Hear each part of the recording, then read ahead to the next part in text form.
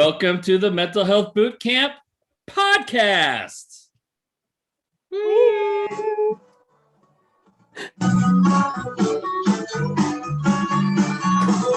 Oh, Wow. You hear that? yeah, it got Took a in minute. after a Yeah. little moment. Yeah, we all paused waiting for it. Wow, that's festive. That was good. This is the podcast where 4 psychotherapists, 3 of us Canadian, 1 of us American, serve you cutting edge mental health knowledge. I am Dr. Ryan Howes, a clinical psychologist from Pasadena, California.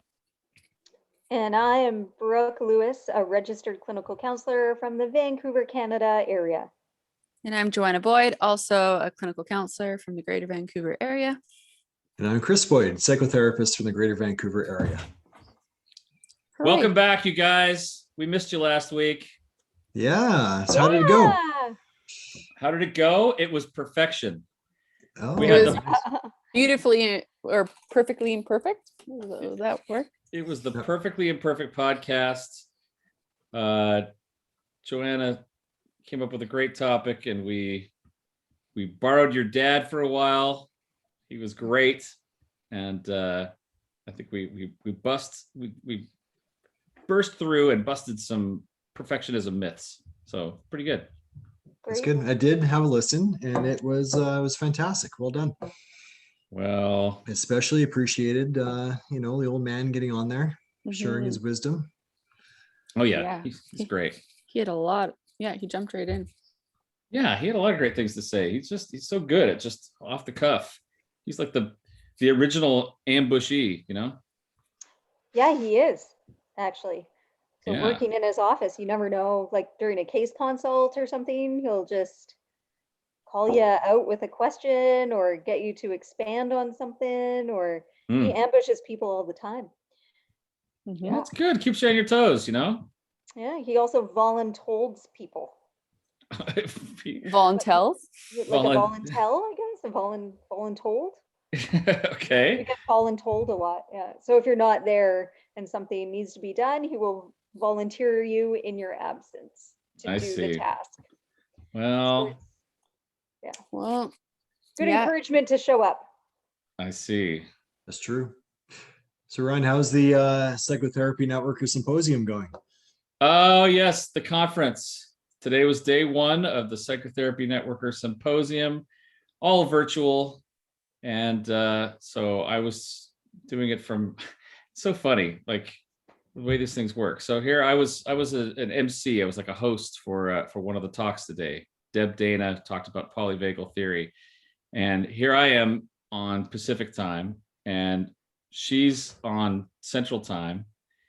And the engineer who was doing the recording, I believe, was on Eastern time, right? But we're all doing this workshop to 600 people around the world on this massive kind of Zoom call thing. And it worked. Believe it or not, Wow. it worked. It's crazy. That's good. So this is, of course, sadly, the first symposium without Rich Simon. Yes. True. So one major highlight of attending this conference is Rich's addresses. So did they Yes. do something this morning, or is that more for tomorrow that the big address will happen? There was a little memoriam at the very beginning this morning. Unfortunately, Mhm. that was I was kind of busy preparing for the for my talk, so I didn't get it, but I will watch it. It's been recorded, so I'm gonna take a look. I hear it was very touching, and there are going to be more memories and more stories, I think, on Saturday. People talking about Rich and just the impact he made on the field. So Aw. yeah, very different in many ways. I mean, gosh, to have this whole thing online when we're used to having 4,000 people crammed into a hotel and all those auditoriums and huge Mhm. bathroom lines and all Wow. that stuff. I was just about to say that, the bathroom lines. The bathroom lines were pretty insane. And yes, for it to all be online, and then also for the founder and really the Yeah. spokesperson for the whole event to not be here with us is really, really a change. Mhm. Yeah. So, hey, with any luck, maybe the 4 of us will be there together next year, huh? Maybe. Mhm. Yeah, lots Hope of fun so. memories. I think I've gone 7 or 8 times.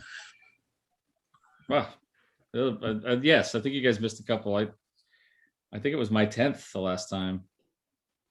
Last time I was year or there. this year? Last time I was there, which was 2019. Was that my 10th? Yeah, No, maybe it was it my must 9th. be our Yeah. 8th. Wow. Yeah. So we met you 12 years ago. Yep. What do you know? Oh, it's our Wow. anniversary. Nice. Yeah, friendiversary. Friendiversary. There you go. Also, when we met Thomas from Sweden was 12 years ago. So Thomas, if you're listening, hello. Tell them who Thomas from Sweden is. Thomas from Sweden. I don't know who met him first, but it actually could have been me. So the first year I was there with a colleague and a friend, and they have something called a newbie breakfast. And the newbie breakfast, you wear this ribbon that identifies you as a new person to the conference, and you get to go. And the breakfast is just for new people with some volunteers. And I sat at a table with Thomas and his friend and my friend, and we met him there. And then we saw him throughout the conference, and we've seen him every year since, I think. So we always mention, like, make sure to go and say hi and connect and have conversation a little bit here and there. Does Thomas have a connection with the speakers at all? Because he's usually at the speaker meeting too. Yes.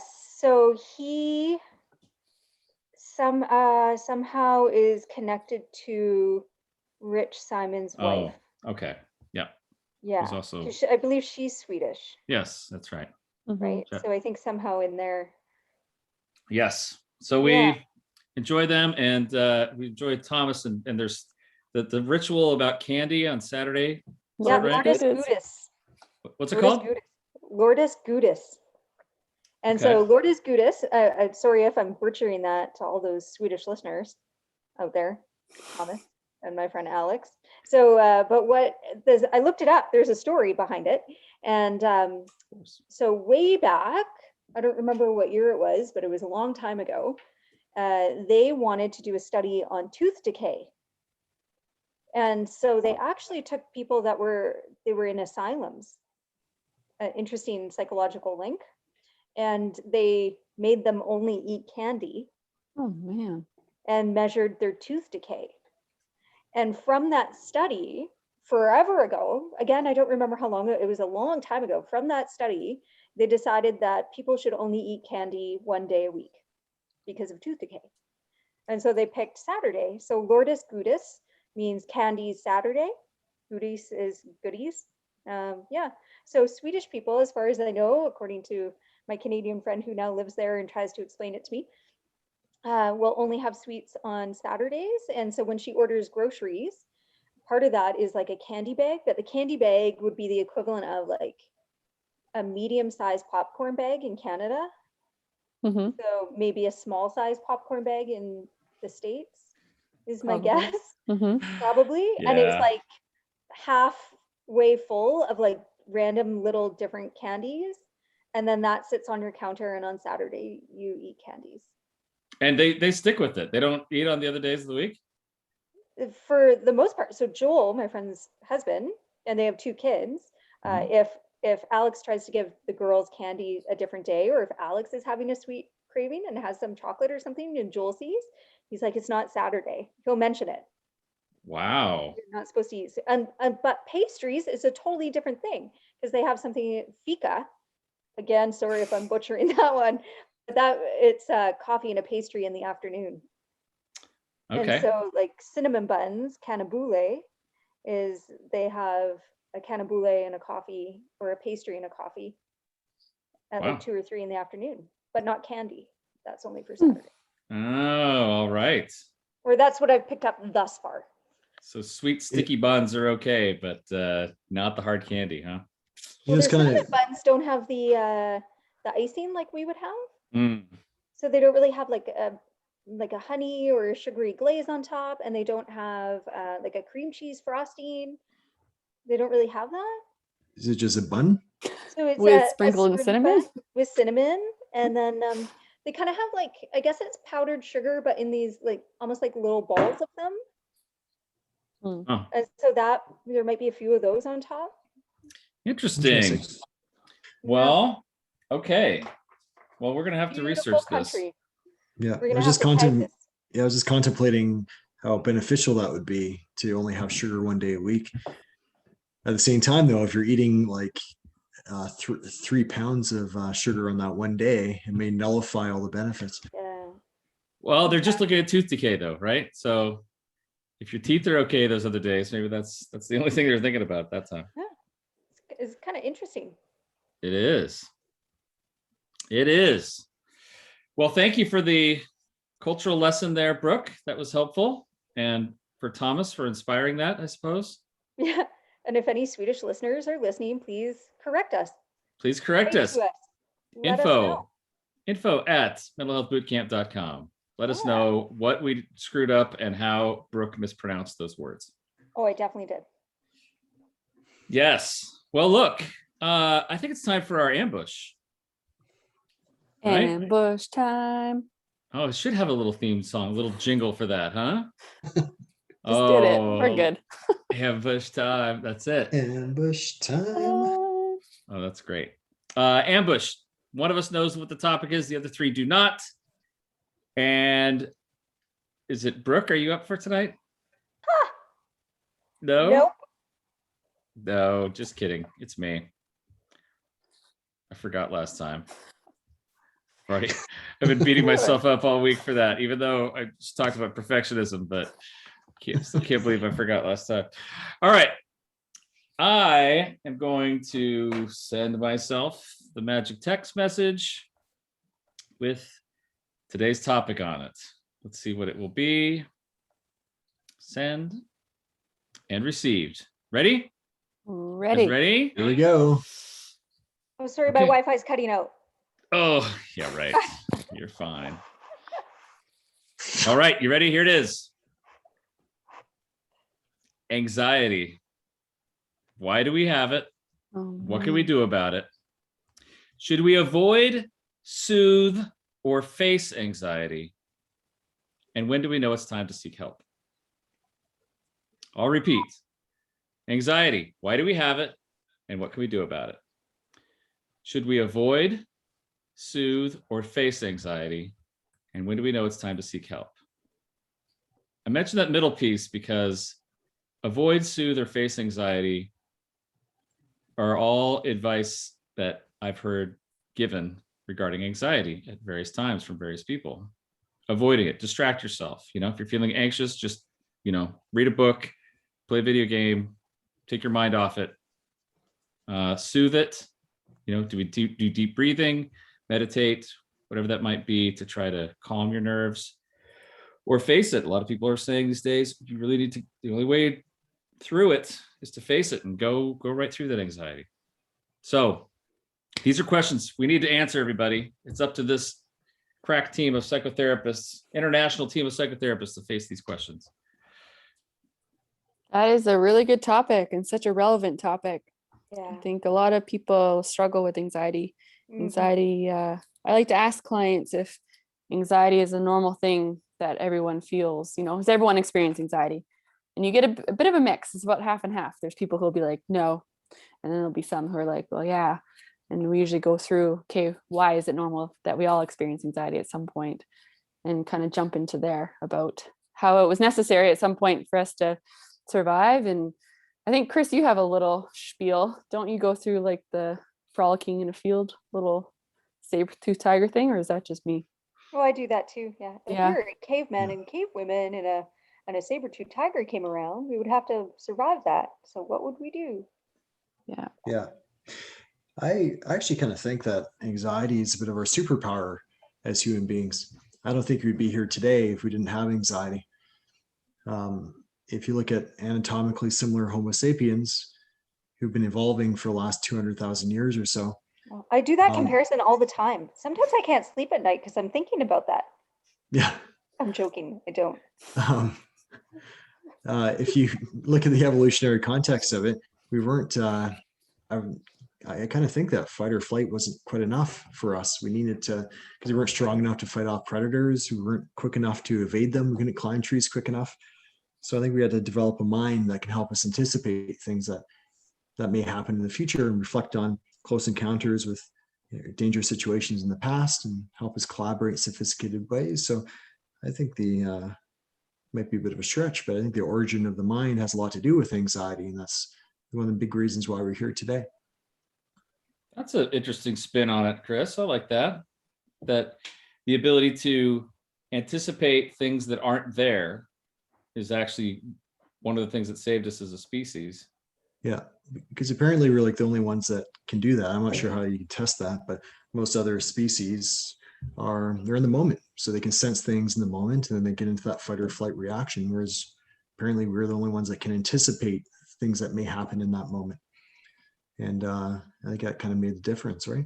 So Neanderthals, apparently Homo sapiens were better at that than Neanderthals because they kind of plateaued. They weren't in such a dangerous area. They didn't have to deal with the same predators we did. So yeah, interesting stuff. But I think it's important to see it within that context and normalize it. Mm-hmm. But I guess the big question is, it's very healthy and to experience it at times, but it can also be very dominating as well. So some situations it would be normal, would be like, you hear a lot like before, trying something new, or it might be before a presentation, it might be before a job interview, it could be meeting someone new, it could be trying an activity for the first time, it could be Going skydiving, jumping out of an airplane. These are understandable situations in which anxiety will come up, right? But there's a certain point. Oh, hold on. We have to distinguish between fear and anxiety. Ooh. And right? Stress. Oh man. Oh Okay. man. So I would say fear is more within the moment. Anxiety is the anticipation of harm and danger. And stress is the physiological aspect of it within the body. Very Whoa. nice. What do you guys think? Yeah, I would say I'm very similar to that. I would say though that I would characterize fear as about a real stress. Like I would think that jumping out of, like, going skydiving is going to create fear. Whereas anxiety is about imagined stress. Like, what if, there's a dark alley, what could happen? What could happen to me down there, right? Yeah. But if you're on the plane about to jump out of that door, that would be fear. But if you're a couple of days before getting on that plane, wouldn't that be anxiety? Okay. Yeah. Yes. Would that be exactly? fair? Yeah, because it's not actually happening in that moment. Yes, if you're on the plane, I think you're feeling fear. No, I agree. And same with like a release, if you watch a really scary movie, you genuinely are probably feeling like fear or feeling scared or like in that moment more immediately. Sure. Could you be afraid of public speaking and also, like, I don't know, there's phobias about public speaking, so would that be you're fearing it, or where would that could also be anxiety? Well, could phobia be a fear then? That's what I would think. Yeah, sure. Right. Yeah.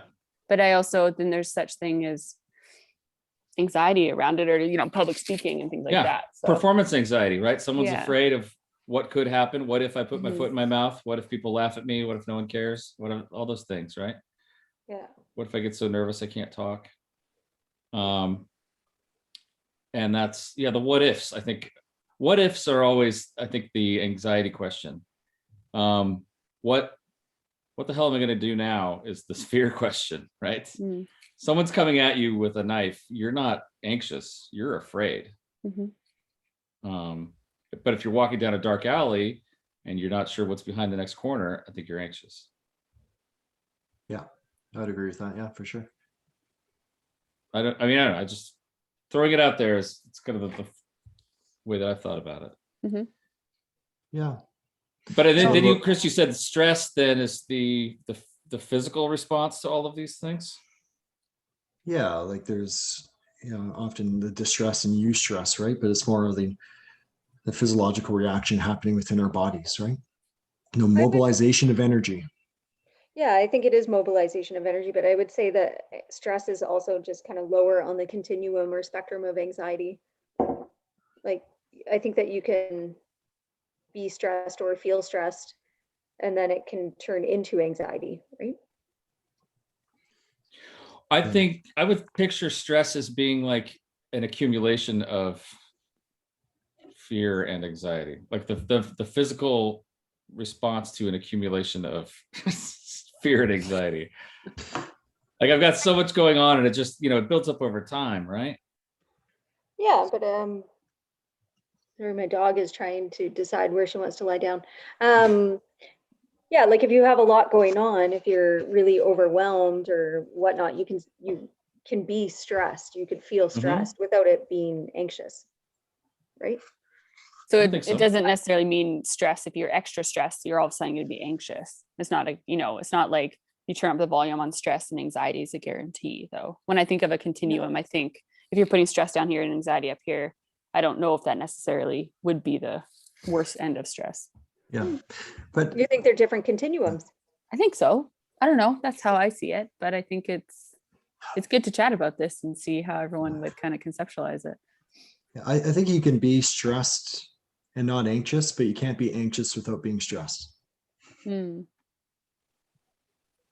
Okay. So I'm trying to wrap my necessary head and around that. sufficient? What's necessary and what's sufficient? So what I think of is like, I heard it from Mel Robbins. She has like an Audible talk that she does. And she said that when you feel triggered by something, cortisol, like stress hormones, flood the body. And she said the stress hormone should only last for about 90 seconds and that should dissipate. But what keeps it there is actually the rumination that kicks in, like the anxiety side of it. So the thoughts start to ramp up and then your body stays escalating. And that's where it can go on and on and on, where these stress hormones are flooding your body for longer than the 90 seconds. Interesting. Okay. So I think we've unpacked stress, anxiety, and fear a little bit. Chris, when you were talking about the evolutionary piece, it reminded me of a book I read a long time ago, which is Stumbling on Happiness by Daniel Gilbert. Yes. Which he talks about the fact that he actually goes as far as to say that human beings are the only species that can plan for the future. And people often think about squirrels and that sort of thing, but that's just from instinct. They're not actually thinking about, I believe winter is coming. I must save some nuts. But human beings can plan and envision things that aren't there, like an architect imagining what a building might look like, or someone imagining what 2025 might look like, right? Yeah. And since we can do that, we can imagine all these wonderful things. But as part of the survival mechanism, we also use that skill to imagine the horrible things that could happen. Sure. What are the negatives that could happen? So that, and the idea is we're imagining those things so that we can prepare and ultimately protect ourselves. Yeah. But for some folks, that kind of takes over, and we get into this parade of horribles that could happen to us in the future. Right. For sure. Yeah, I think, again, I think the survival piece is so pivotal to that. So it's like we adapted the way we did for survival. And then one of the nice outcomes of that is we can plan for other things happening too. But sure. Yeah. So, and another piece, since we're talking about why we have it, we're talking about this kind of evolutionary piece to it. I believe there's also an environmental piece to it. Maybe someone who knows something about trauma could speak to how trauma might influence someone's anxiety response as an adult. When you said an environmental piece to it, I was like sustainability? How does this, like climate change? Like, I guess it motivates us to work on climate change. Like, is that where he's going? I meant like nature, nurture, environment, that sort of thing. Like the early environment of our lives. How do things other than evolution impact our anxiety? for sure. Anna, do you want to take that one, or do you want me to do? We both work with developmental trauma, I think. You can start us off. I'll join in. Okay. Yeah, and I think we've talked about this prior to in other podcasts, but like in an evolutionary perspective, we're hardwired, or we have wiring for the development of this system. but then which is going to be like the nature piece, and then nurture piece is going to be the environment that you're in. So if you're in a healthy, secure, consistent, predictable, stable, attuned, present environment, then your nervous system is going to develop to be able to like assess danger differently, or be sensitive to the cues of danger differently than somebody who is going to grow up in an environment that's inconsistent, unpredictable, potentially unsafe, whether there's verbal, emotional, physical, sexual abuse that happens to the person or is witnessed by the person. And then that nervous system then becomes better or quicker attuned, your machine, to pick up the signs of danger, that evolutionary piece, because you've lived in the danger. So you are going to be faster to acknowledge or to pick up on it when it happens. So, and then as well, like if somebody goes through a different type of trauma, maybe it's not even at home, right? Like maybe it's not continual developmental, but perhaps you're in elementary school and you have something happen that's really embarrassing and people laugh at you. Then we want to take a look at that, because that, while not a big T trauma of like a major earthquake, natural disaster, car accident, serious physical or sexual assault, but in that's an emotional trauma that happens in that moment.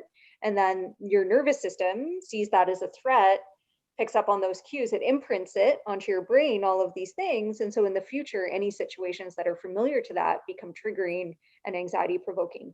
So trauma is going to imprint, and it's going to imprint all those cues because they're threat cues. So then that nature piece then kicks in to say, all of these things are signals of danger, so I'm going to look out for those in the future. And it becomes quick to do so. And it might feel like you're back reliving those situations, right? Whether if you think about being bullied, or if you think about, you got in a car accident and now you're thinking about driving, you might have that same physical somatic response. And it could feel a lot like anxiety or whatnot, the stress in the body.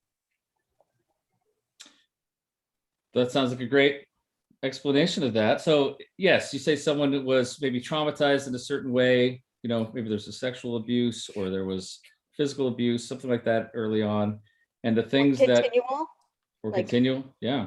Neglect or inconsistent parenting. By inconsistent, I don't mean like, I don't know, nap times were different or something like that, but more like whether or not there was emotional nurturing towards the child throughout their life in a consistent and predictable manner. Fair enough. And the idea there is that things that are reminders of that, things that are, I guess to use the word triggers, things that are that send a signal to the person that, this could happen again, can set someone off and bring them back into that anxious place, right? Yeah. Yeah, it's like the saying, the neurons that fired together wire together. Yeah. Right? Anything associated with that previous experience is going to sound off the alarm bells within the body. Yeah. I see. And it's going to respond as if it's life-threatening. I think this is another piece to it. Sometimes there is. We don't want to turn that system off because if you are, confronted by someone with a knife, you want that system to turn on. You want it to work. We don't want to turn it off. But if you, one of my peers had a negative experience. I won't go into the experience, but I consider it traumatic, involving a watermelon. And so now she won't eat watermelon. The watermelon is not life-threatening. Mm-hmm. No. Right. Yeah. So that's that would be an example of something you would, if that's interrupting your life, if you live in a world where you can only eat watermelon, you would want to do some work to correct that, right? Yeah. To challenge that, to reprogram, to desensitize that fear response or the anxiety response. Yeah. I think there's, I just want to highlight there's a huge cognitive piece to anxiety though, right? Is those automatic what if thoughts that Ryan was talking about earlier. Like sometimes you can't control those first thoughts, but often it tries to convince you not to engage in whatever activity it is. So don't do it, avoid, we develop these ways of coping with it, right? Mm-hmm. Right. And So in order, oh, sorry, no, go ahead, Joe. before we tackle the thought, so we usually need to get into a place where we are like calming ourselves, right? Because if we're not able to really tackle our thoughts or think properly when we're in a heightened state of arousal or feeling very anxious, so we usually need to, that's where the distraction piece comes in, or the soothing, or to get into a place where we can almost be able to take a step back and identify these thoughts a little bit. Right. That's kind of at the heart of my questions here, because I see and read and take workshops sometimes with people who it can seem like there are conflicting messages here, oh, you're feeling anxious, well, divert, go somewhere, distract, divert, avoid, basically, right? Maybe until your system calms down or something like that. Other people, oh, you're feeling anxious, well, then actively do something to calm down your body. Deep breaths, meditation, lay down, cold water on your neck, whatever it might be. Cold, like A Compress? washcloth. Yeah, washcloth. Hot A compress. There you go. loofah? Okay. A cold loofah on your neck. Gentle kisses. Sounds All of those things. Yes, to soothe, whatever that might be. And then others still who say, nope, if you're going to lick this anxiety, you need to face it and like just experience it and realize that it doesn't last forever, and its power will eventually die off. So I'm just curious, since I'm working with the brain trust here of international therapists, what say ye about this? I think it's client dependent a little bit. Step one, like meet the client where they're at. And I agree, there's conflicting advice on this. I think distraction is good when you're in a place that you cannot process what's going on. Okay. When there's not time or place to process it. If you're at work, if you're in the middle of lecture, if you're like in school, you're in the middle of a Crowded place. dinner with friends, crowded place, and you're noticing you're anxious, distraction might be a really good thing for you in that moment, because you're not going to be able to go and do a 20-minute mindfulness activity and then journal and go for a run. That's just not going to work. So you're going to, maybe in those moments, distraction's actually a really good thing to do, right? But I also, like, when dealing with anxiety, like just general anxiety or phobias or whatnot, I actually view it almost more like our OCD talk, the like systematic desensitization piece of, we want you, I think the goal is to confront the fear or whatever the anxiety stimulus is and reprogram that to be a safe place, especially if it is like a legitimate safe thing, such as a watermelon, or like you need to drive again, like let's get you to do those things. But if you flood someone, if you do it too quickly, then I don't think they're going to continue on that process because they're not ready. It's a genuine fear or anxiety response, right? So we don't want to flood the system. So yeah.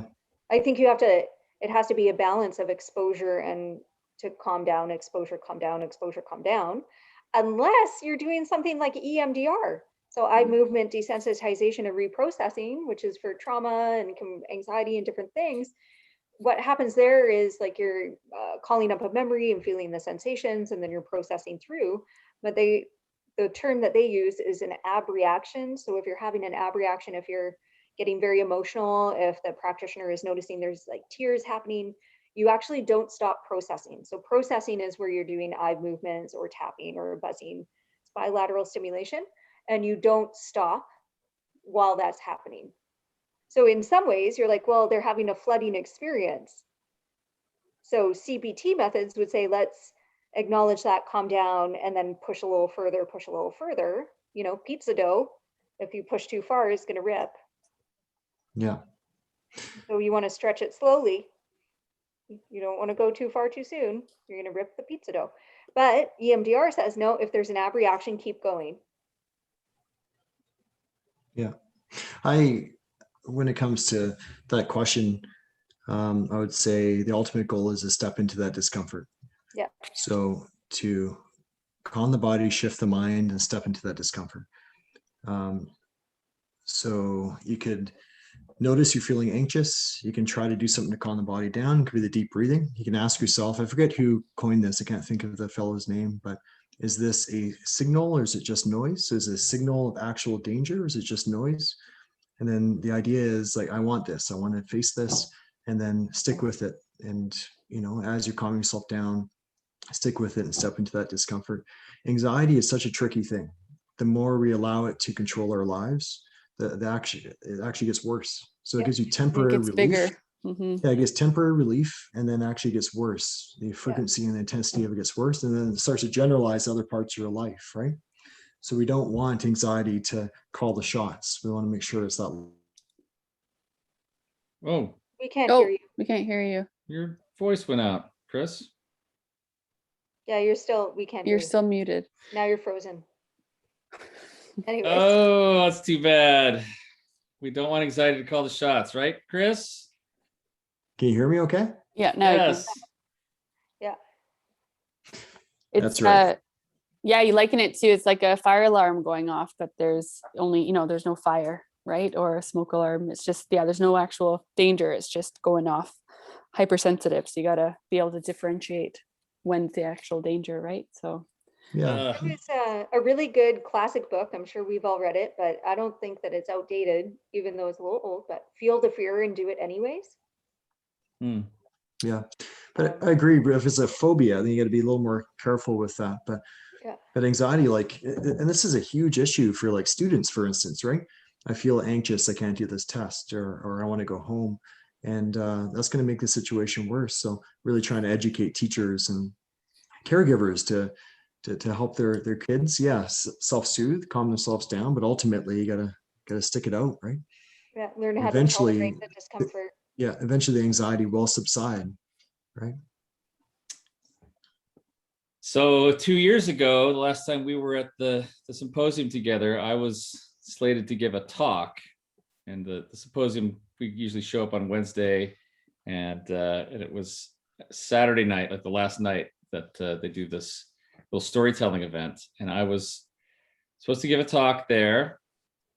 And man, I was so anxious, so much fear about what was going to happen on that stage. It's a big room. There's hundreds of people there, and it's just me. There's no notes. It's got to be a memorized talk, and you got 10 minutes to tell your story. It's I got to would say it was be. actually closer to 1,000 people in that room that night.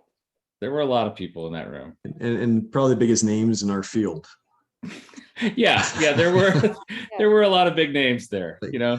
Dan the Man and Bessel and Rich and Yeah, the Gottmans are there, all these oh people. Sue man, Johnson, Sue the whole Johnson crew. Thomas, right? Yes, so big names in the field, and then like a couple days before that, as I'm talking to the person running the show, she says, "Oh yeah, you're on first."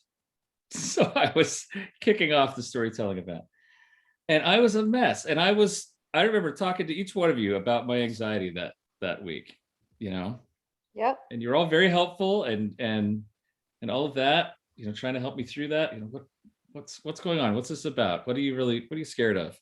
And what's your body trying to tell you right now? And it was very, very helpful stuff. And yet I knew I still had to go through it. There was still this thing kind of looming ahead of me. And I was scared. And I take it to a psychodynamic place for myself. Like, what is it about this why this for me? Why is this scaring me? I've been a teacher on and off for 20 years. I've spoken to large groups of people before. I actually created the storytelling event in another context that the symposium took and ran with it. So why was I so nervous? And that was a big part for me, that I was trying to figure out what's about this that was so scary to me. And I took it back to some childhood stuff, some things from my own, like being made fun of, things like that in school, and picked on by older kids, that kind of stuff. And I think there was some of that was definitely echoing through, like these are old signals that I'm still feeling. And by the way, I totally recognize that this anxiety I was feeling it's a very privileged anxiety to have, right? I'm at a conference speaking to 1,000 people about a topic that I wrote and I find interesting. This isn't like waiting for what horrific test results I'm going to get back from the doctor, or what does this lump mean, or what else, what horrible things might happen. Yeah, will my family member make it after this big accident that they've had? Exactly. Totally. Those things are. How am I going to pay my rent next month? How am I going to pay my rent? Right. Yes. That's a very realistic one over the past year and prior to that too, but even more prevalent, right? Absolutely. Right. Or can I drive my car without being harassed? Or, I think of all of the racial violence that's gone along recently. My goodness. So again, I acknowledge that this anxiety I'm talking about for me is small potatoes compared to what a lot of people face on a day-to-day basis. And I guess I just want to be able to help people recognize what they can do on their own. And then to the last part of our question, when do we know that it's time to seek help? Is there anything else we can tell people to help them deal with their own anxiety? And also, when is there a tipping point where we know, what, we need psychological intervention or medical intervention, something to help out here? I was just going to say quickly, Ryan, I know you said it's small potatoes compared to what some people are anxious about, but I think, I encourage people to do their best. If it can help you maybe ground yourself in some way, sure, but we just got to be careful. I think there's a fine line when people are struggling with anxiety or other mental health things, it's easy to compare yourself and be like, well, why am I even feeling this way? It seems so silly, or compared to what other people, and that can make them, feel like there's something wrong with them. I don't know. I just think it's easy to shame yourself or feel like I have no excuse. Other people are going through worse. And I think you're having anxiety. It's how you're doing. It's where you're at. So let's work with it. Even if it's about a test, if it's about a watermelon, if it's about a presentation, or, something bigger than that. I think it's a moth, an accident, any like big things. I think just we got to be careful about You're absolutely right. Side note. You're absolutely right, Joe. I should practice what I preach. I say the same thing to my clients, and yes, there I just minimize my own anxiety. It's all relative, right? It's a fear. It feels in the moment like an existential crisis, whether it is or not. It's just my body's activating as if the saber-toothed tiger's in front of me, and regardless of what the stimuli is. Yeah. And you're right. Problems are not in a hierarchy like that necessarily, right?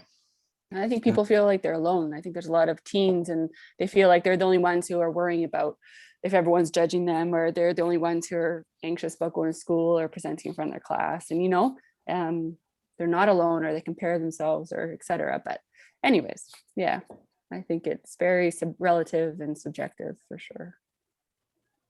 That's a great point. I think if it starts to impact your ability to engage in life, where it might be kind of telling whether to reach out for help or not.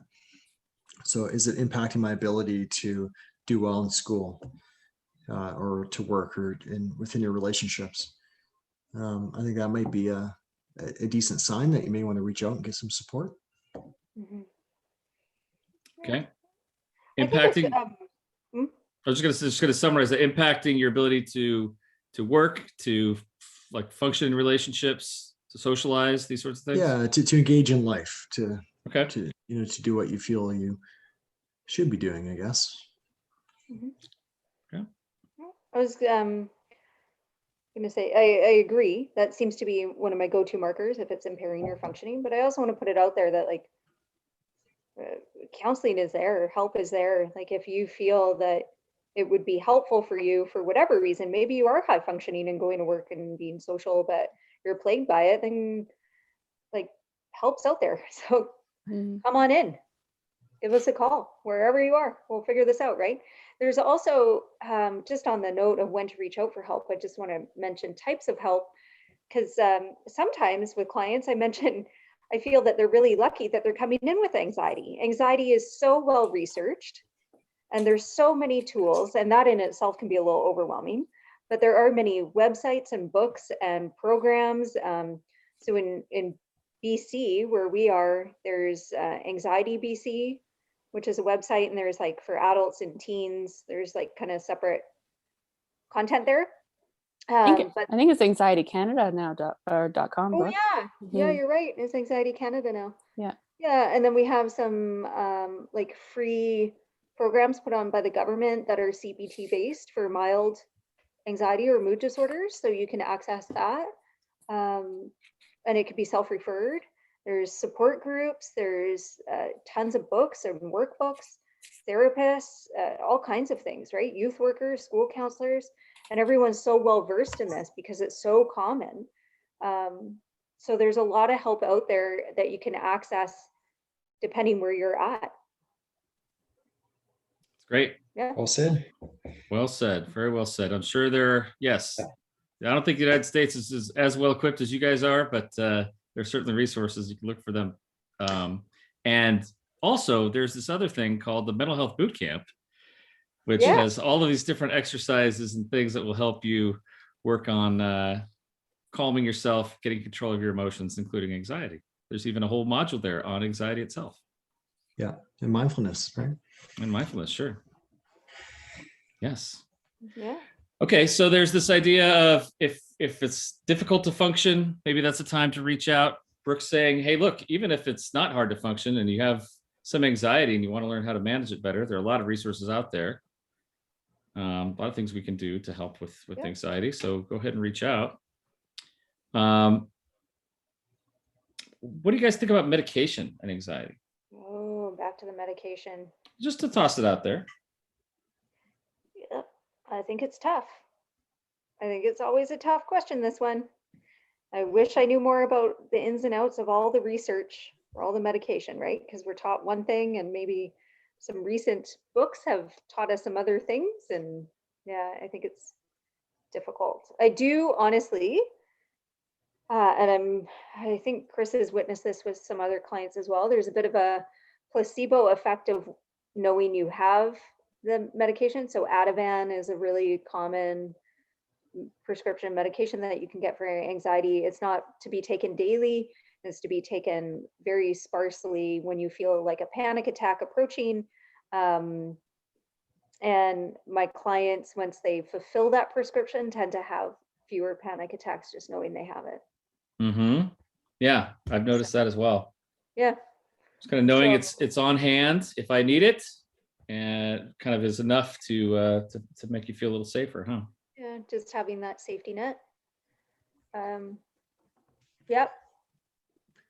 Yeah, of course, our disclaimer is we're not medical doctors. A lot of the anti-anxiety medications are benzodiazepine, so they're more PRN medications. So if you really, really need it in the moment, it can help you out. So some people who have a huge fear of flying, for instance, may have an Ativan before they fly, versus having it every single day, because that's where it could be could create some side effects. Some people are actually microdosing mushrooms to help deal with anxiety.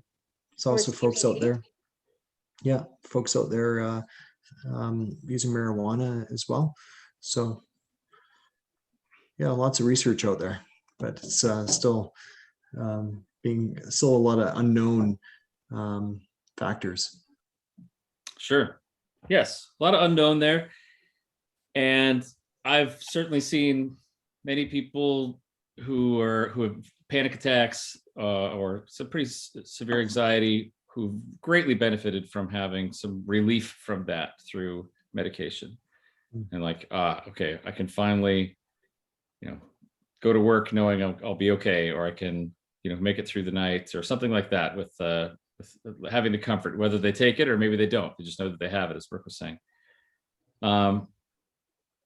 In the long run, ideally, we would like to have help our clients be able to manage anxiety and manage all emotions in a way that it doesn't require medication, because there are side effects, as you said, and some medications can even be addictive. But I would say that, certainly when needed, they can be quite helpful and kind of be a bridge to help someone cross over, if they need to just have some stabilization so that they can work on some of the underlying issues. It can be very helpful. Yeah. So yes, we're not MDs. We can't prescribe. So take all that with a grain of salt. Have you guys ever known someone who's dealt with anxiety and has really kind of licked it? They felt like they've really conquered it or managed it in a way that's been pretty meaningful? Yes. We're going to get more crickets. Going to get the cricket sound effect again? No. Like we work with lots of clients who we see some progress there, as Brooke mentioned. Some great techniques and strategies to help out with that. Ryan, you brought up an interesting point too, like doing some of the deeper therapeutic work and maybe seeing why that anxiety is so intensive. So when you help do that, sometimes you see a release and you see clients come in like, oh wow, like I drove today, or I crossed that street, or I did that talk in front of my team. And so it's kind of neat. You can, using CBT, for instance, cognitive behavioral therapy, you can measure it out, right? So you can help develop these great game plans for people. And they have a great sense of satisfaction when they start to reach those milestones. Mm-hmm. Or no longer having panic attacks. That's for people who have anxiety with panic attacks, that's a good marker. And it's so great if a client's coming in and they're having 3 a week sometimes, or even more. And then you get to a point where they come in and they're like, oh no, I haven't had any since our last session. And that might be a week or 2 or 3, and it just progressively keeps getting better. I think that's amazing. We're getting the random emails. Sometimes my clients like ghost me a little bit, not like in the sense where they no show, but like, okay, well, you're doing pretty good. So just give me a call when you feel you need to come in again. Or if they're like, oh, I don't have my schedule, I'll just give you a call, and then you don't hear from them. It's like you're ghosted by your client. But then you get the random email from them. This happened to me a few times this year with COVID of like, hey, sorry, I never rebooked or whatever, but here's my update. And it's like a year or 2 later and they're like, this is where I'm at and I'm doing really well and I'm not struggling with those things anymore. And that's nice. They emailed you. Yeah. That is nice. That is very nice. thankful. I think I've had 2 clients as well in all the years that we've been doing this. So I started in 2008. I think I've had 2 where they came in and booked a session just to tell me they were doing well. Because we're like, you know what? I felt like people probably didn't do that and you might not know. So I thought I'd just come in and let you know. I was like, that was great. Oh, that's really sweet. There was definitely no charge for that session. That's very nice. Yeah. I will say that I've been fortunate enough in my advanced years that I've been able to see a lot of people really conquer anxiety in a significant way. Now, that's not to say, by the way, when we talk about overcoming anxiety, you're going to have some anxiety always for the rest of your life. Let's make peace with that idea. We're talking about the kind of anxiety that's really debilitating in some ways, the type that holds you back. It's so uncomfortable. It makes you lose sleep or lose weight or gain weight or lose relationships, whatever it might be.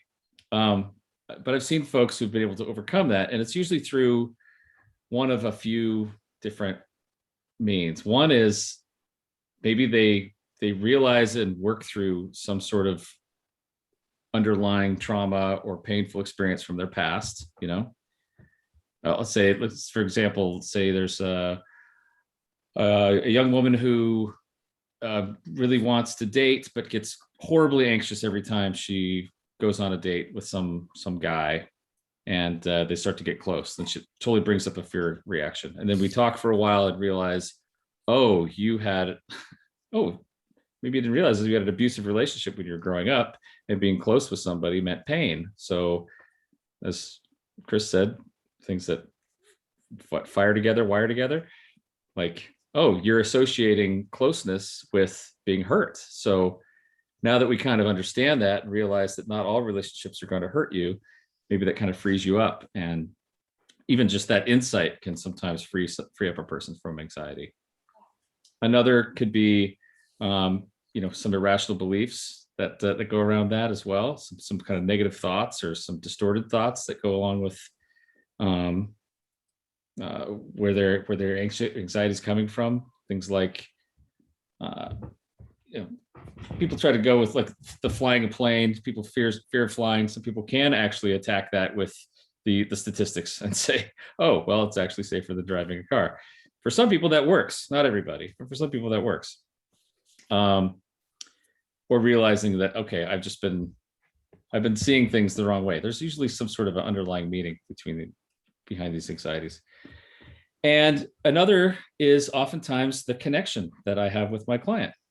And sometimes a client being able to come in and discuss these things and divulge them and let out all their, what they might call crazy thoughts, and have another person who's there and is compassionate and can hear them. It's not judging them and lets them speak freely about it. Sometimes even that is enough to relieve a lot of the anxiety. Like, oh, wow. So that doesn't mean I'm unlovable, or I'm, like you're going to run away screaming when I talk about these things. You can still accept me even though I have these thoughts sometimes.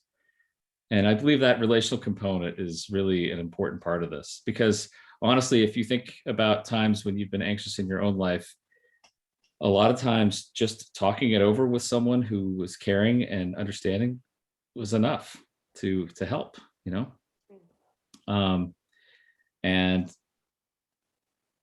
I think that anxiety, along with depression, we'll talk about depression another time, but anxiety is tells you this lie that you need to hide it and keep it to yourself and isolate from other people. And you need to just, bury it and try not to, if you said it, that would make it even worse. But oftentimes talking about it with somebody makes it so much better, because you realize, oh, okay. Oh, you felt this way sometimes before, and you're still okay. And I think you're okay. You think I'm okay. All of that reassurance is so helpful for people. Anyway, I've been lecturing for a while here, you guys. It's good. Yeah. So recognizing underlying trauma, recognizing some irrational beliefs about things, and having a point of connection, I find have been very helpful for people. Well said. Dealing with anxiety. Yeah. Thank you. Thank you. It's a big topic.